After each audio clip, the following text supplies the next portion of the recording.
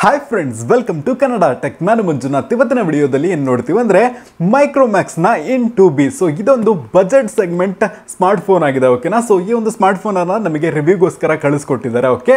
So ಇದನ್ನು unbox ಮಾಡಿ ಮತ್ತೆ ಇದರಲ್ಲಿ ಏನೆಲ್ಲ ಕಂಟೆಂಟ್ಸನ್ನು ಕೊಡ್ತಿದ್ದಾರೆ, ಇದರ ಪ್ರೈಸ್ ಏನು, ಸ್ಪೆಸಿಫಿಕೇಶನ್ಸ್ ಏನು, ಮತ್ತು ಇದನ್ನು ಯೂಸ್ ಮಾಡಿ ನನ್ನ ಒಂದು ಎಕ್ಸ್ಪೀರಿಯನ್ಸ್ ಏನು, ಎಲ್ಲದನ್ನು ಫುಲ್ಲಾಗಿ ಕಂಪ್ಲೀಟ್ ರಿವ್ಯೂ ಮಾಡ್ತಾ ಇದ್ದೀನಿ. ಸೊ ಮಿಸ್ ಮಾಡ್ಕೊಳ್ಳೋದನ್ನ ಈ ವಿಡಿಯೋನ ನೀವು ಕೊನೆವರೆಗೂ ನೋಡಿ. ಸೊ ಈ ಒಂದು ಬಾಕ್ಸ್ ನೋಡಲಿಕ್ಕೆ ಈ ಥರ ಇದೆ. ಈಗ ನಮ್ಮ ಕೈಯಲ್ಲಿರೋದು 4GB RAM 64GB variant. So ಇದನ್ನು ಓಪನ್ ಮಾಡಿ ಒಳಗೆ ಏನೆಲ್ಲ ಕಂಟೆಂಟನ್ನು ಕೊಡ್ತಿದ್ದಾರೆ ಅಂತ ನೋಡೋಣ.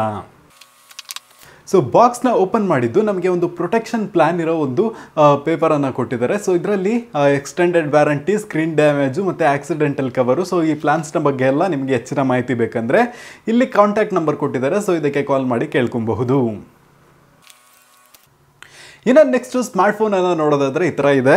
ಸೊ ನೀವು ಬ್ಯಾಕಲ್ಲಿ ನೋಡ್ಕೊಬೋದು, ಒಳ್ಳೆ ಸ್ಟೈಲಿಶ್ ಆಗಿ ಕೊಟ್ಟಿದ್ದಾರೆ ಒಂದು ಟೆಕ್ಸ್ಚರನ್ನು. ಸೊ ಡಿಸ್ಪ್ಲೇನ ನೋಡೋದಾದರೆ 6.52 ಇಂಚ್ನ ಒಂದು HD+ ಡಿಸ್ಪ್ಲೇನ ಕೊಡ್ತಿದ್ದಾರೆ. ಸೊ ಒಳ್ಳೆ ಒಂದು ದೊಡ್ಡ ಡಿಸ್ಪ್ಲೇ ಅಂತಲೇ ಹೇಳಬಹುದು. ಇನ್ನು ನೆಕ್ಸ್ಟ್ ಈ ಒಂದು ಫೋನ್ನ ರೈಟ್ ಸೈಡ್ ನೋಡೋದಾದರೆ ವಾಲ್ಯೂಮ್ ಕೀಗಳನ್ನು ಕೊಟ್ಟಿದ್ದಾರೆ ಮತ್ತು ಪವರ್ ಬಟನ್ ಅನ್ನು ಕೊಟ್ಟಿದ್ದಾರೆ. ನೆಕ್ಸ್ಟ್ ಈ ಒಂದು ಫೋನ್ನ ಬಾಟಮ್ನಲ್ಲಿ ನೋಡೋದಾದರೆ USB Type-C ಪೋರ್ಟು ಮತ್ತೆ ಒಂದು ಮೈಕ್ರೋಫೋನ್ ಮತ್ತು 3.5mm ಆಡಿಯೋ ಜಾಕ್ ಸಪೋರ್ಟ್ ಅನ್ನು ಕೊಟ್ಟಿದ್ದಾರೆ.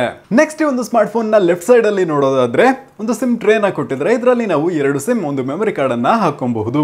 ನೆಕ್ಸ್ಟ್ ಈ ಒಂದು ಫೋನ್ ನಲ್ಲಿ ಡ್ರಾಪ್ ಲಾಂಚ್ ಅನ್ನ ಕೊಟ್ಟಿದ್ದಾರೆ. ಇದರಲ್ಲಿ ಒಂದು 5 ಮೆಗಾಪಿಕ್ಸೆಲ್ ನ ಫ್ರಂಟ್ ಕ್ಯಾಮೆರಾ ಅನ್ನ ಕೊಟ್ಟಿದ್ದಾರೆ. ಇನ್ನ ನೆಕ್ಸ್ಟ್ ಈ ಒಂದು ಫೋನ್ ನ ಬ್ಯಾಕ್ ಸೈಡ್ ಅಲ್ಲಿ ನೋಡೋದಾದ್ರೆ ಬಾಡಿ ಫುಲ್ ಪ್ಲಾಸ್ಟಿಕ್ ನಿಂದ ಮಾಡಲಾಗಿದೆ.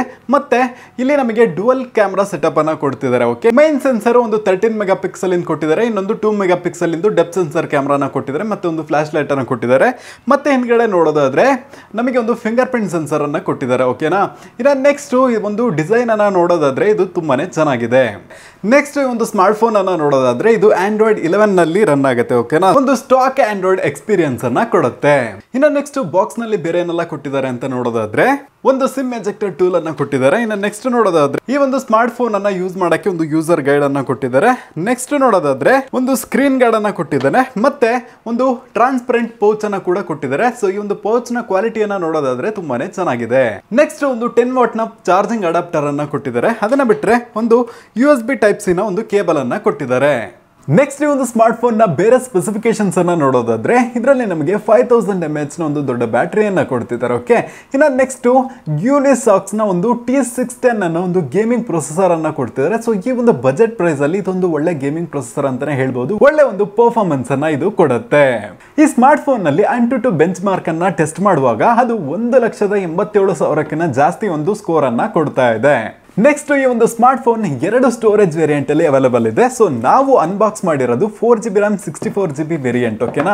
ಈ ಒಂದು ವೇರಿಯಂಟ್ ಗೆ 7,999 ರೂಪಾಯಿ ಅನ್ನೋ ಒಂದು ಪ್ರೈಸ್ ರೇಂಜ್ ಅನ್ನ ಇಟ್ಟಿದ್ದಾರೆ. ಇನ್ನು ನೆಕ್ಸ್ಟ್ ವೇರಿಯಂಟ್ ಅನ್ನ ನೋಡೋದಾದ್ರೆ 6GB RAM 64GB ಸ್ಟೋರೇಜ್ ಇಂದು ಇದು 9,000 ರೂಪಾಯಿ ಇಟ್ಟಿದ್ದಾರೆ, 8,999 ರೂಪಾಯಿಗೆ. ಇನ್ನು ನೆಕ್ಸ್ಟ್ ಈ ಒಂದು ಸ್ಮಾರ್ಟ್ ಫೋನ್ ಅನ್ನ ಯೂಸ್ ಮಾಡಿ ನನ್ನ ಒಂದು ಎಕ್ಸ್ಪೀರಿಯನ್ಸ್ ಏನು ಅಂತ ನೋಡೋದಾದ್ರೆ ಈ ಒಂದು ಸ್ಮಾರ್ಟ್ ಫೋನ್ ನ ಡಿಸ್ಪ್ಲೇ ಸೊ ಸ್ವಲ್ಪ ದೊಡ್ಡಕ್ಕಿದೆ, ಚೆನ್ನಾಗಿದೆ, ಓಕೆನಾ. ಸೈಡ್ ಆಂಗಲ್ ಅಲ್ಲೂ ಕೂಡ ಚೆನ್ನಾಗಿ ಕಾಣಿಸುತ್ತೆ. ಒಂದು ಸ್ಮಾರ್ಟ್ ಫೋನ್ ನ ಡಿಸ್ಪ್ಲೇನೂ ನಂಗೆ ಇಷ್ಟ ಆಯಿತು. ನೆಕ್ಸ್ಟ್ ಬ್ಯಾಕ್ ನಲ್ಲಿ ಡಿಸೈನ್ ಕೂಡ ಚೆನ್ನಾಗಿದೆ. ಸೊ ನನಗಂತೂ ಈ ಒಂದು ಡಿಸೈನ್ ಕೂಡ ಇಷ್ಟ ಆಯಿತು. ಮತ್ತು ಫಿಂಗರ್ ಪ್ರಿಂಟ್ ಸೆನ್ಸರ್ ಈ ಒಂದು ಬಜೆಟ್ ಪ್ರೈಸ್ನಲ್ಲಿ ಯಾರೂ ಕೊಡೋದಿಲ್ಲ. ಈ ಒಂದು ಸ್ಮಾರ್ಟ್ ಫೋನ್ನಲ್ಲಿ ನಮಗೆ ಫಿಂಗರ್ ಪ್ರಿಂಟ್ ಸೆನ್ಸರನ್ನು ಕೂಡ ಕೊಡ್ತಿದ್ದಾರೆ ಮತ್ತು ಫೇಸ್ ಅನ್ಲಾಕ್ ಕೂಡ ಸಪೋರ್ಟ್ ಆಗುತ್ತೆ. ಇದೊಂದು ಒಳ್ಳೆ ವಿಷಯ ಅಂತಲೇ ಹೇಳಬಹುದು. ನೆಕ್ಸ್ಟ್ ಈ ಒಂದು ಸ್ಮಾರ್ಟ್ ಫೋನ್ನ ಬ್ಯಾಟ್ರಿ ಬಗ್ಗೆ ನಾನು ಒಂದು ಎಕ್ಸ್ಪೀರಿಯನ್ಸನ್ನು ನೋಡೋದಾದರೆ ಈ ಒಂದು ಸ್ಮಾರ್ಟ್ ಫೋನ್ನಲ್ಲಿ ಚೆನ್ನಾಗಿ ಬ್ಯಾಟ್ರಿ ನಿಲ್ತಾ ಇದೆ, ಓಕೆನಾ. ಸೊ ನೀವು ಆರಾಮಾಗಿ ಒಂದಿನ ಫುಲ್ ಈ ಒಂದು ಸ್ಮಾರ್ಟ್ ಫೋನನ್ನು ಉಜ್ಜಾಡಿದ್ರು ಕೂಡ ಅಷ್ಟು ಈಸಿಯಾಗಿ ನಿಮ್ಮ ಒಂದು ಸ್ಮಾರ್ಟ್ ಫೋನ್ನ ಬ್ಯಾಟ್ರಿ ಖಾಲಿ ಆಗೋದಿಲ್ಲ. ಮತ್ತು ಒಳ್ಳೆ ಒಂದು ಗೇಮಿಂಗ್ ಪ್ರೊಸೆಸರನ್ನು ಕೊಡ್ತಿದ್ದಾರೆ ಈ ಒಂದು ಬಜೆಟ್ ಪ್ರೈಸ್ನಲ್ಲಿ. ಸೊ ಪ್ರೊಸೆಸರ್ ಕೂಡ ಈ ಒಂದು ಸ್ಮಾರ್ಟ್ ಫೋನ್ ನಲ್ಲಿ ಚೆನ್ನಾಗಿದೆ. ಸೊ AnTuTu ಬೆಂಚ್ ಮಾರ್ಕ್ ಕೂಡ ಒಳ್ಳೆ ಒಂದು ಸ್ಕೋರ್ ಅನ್ನ ಕೊಡ್ತಾ ಇದೆ. ನೆಕ್ಸ್ಟ್ ಒಂದು ಸ್ಮಾರ್ಟ್ ಫೋನ್ ನ ಕ್ಯಾಮ್ರಾ ಬಗ್ಗೆ ಮಾತಾಡೋದಾದ್ರೆ ಬ್ಯಾಕ್ ಸೈಡ್ ಕ್ಯಾಮ್ರಾ ನಮಗೆ 13 ಮೆಗಾಪಿಕ್ಸೆಲ್ ಎಂದು ಕೊಟ್ಟಿದ್ದಾರೆ. ಕ್ಯಾಮ್ರಾ ಕ್ವಾಲಿಟಿ ಎಲ್ಲ ಪರವಾಗಿಲ್ಲ ಅಂತಾನೆ ಹೇಳ್ಬೋದು. ಕ್ಯಾಮ್ರಾ ಕ್ವಾಲಿಟಿ ಚೆನ್ನಾಗಿದೆ ಬ್ಯಾಕ್ ಸೈಡ್.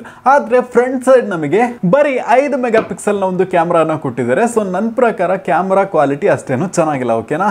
ಸೊ ನಾವೇನಾದ್ರೂ ಡೇ ಲೈಟ್ ಅಲ್ಲಿ ತೆಗಿತಿದೀವಿ ಅಂದ್ರೆ, ಹೊರಗಡೆ ಹೋಗಿ ತೆಗಿತಿದೀವಿ ಅಂದ್ರೆ ಚೆನ್ನಾಗಿ ಬರುತ್ತೆ. ಬಟ್ ನಾವೇನಾದ್ರೂ ರೂಮ್ ಒಳಗೆ ಲೈಟೇ ಇಲ್ದಾಗ ಲೋ ಲೈಟ್ ಅಲ್ಲಿ ತೆಗೆದ್ರೆ ಚೂರು ಚೆನ್ನಾಗಿಲ್ಲ ನನ್ನ ಪ್ರಕಾರ. ನಾನು ಕ್ಯಾಮ್ರಾ ಸ್ಯಾಂಪಲ್ಸ್ ಎಲ್ಲ ಹಾಕಿರ್ತೀನಿ. ಸೊ ನೀವಿಲ್ಲಿ ನೋಡ್ಕೊಬೋದು, ಇವೆಲ್ಲ ಬ್ಯಾಕ್ ಸೈಡು ತೆಗೆದಿರುವ ಫೋಟೋಗಳು, ಓಕೆನಾ. So back side 2-3 ತೆಗ್ದಿದ್ದೀನಿ. ಮತ್ತು ನೀವು ನೋಡ್ಕೊಬೋದು ಬ್ಯಾಕ್ ಸೈಡಲ್ಲಿ ಇನ್ಸೈಡ್ ತೆಗ್ದಿರೋದು ಹಾಕ್ತಾ ಇದ್ದೀನಿ, ಓಕೆನಾ, ರೂಮ್ನ ಒಳಗಡೆ. ಇನ್ನು ನೆಕ್ಸ್ಟು ನೀವು ನೋಡ್ಕೊಬೋದು ಇದು ಫ್ರಂಟ್ ಕ್ಯಾಮ್ರಾದಲ್ಲಿ ತೆಗೆದಿರುವಂತಹ ಫೋಟೋಗಳು.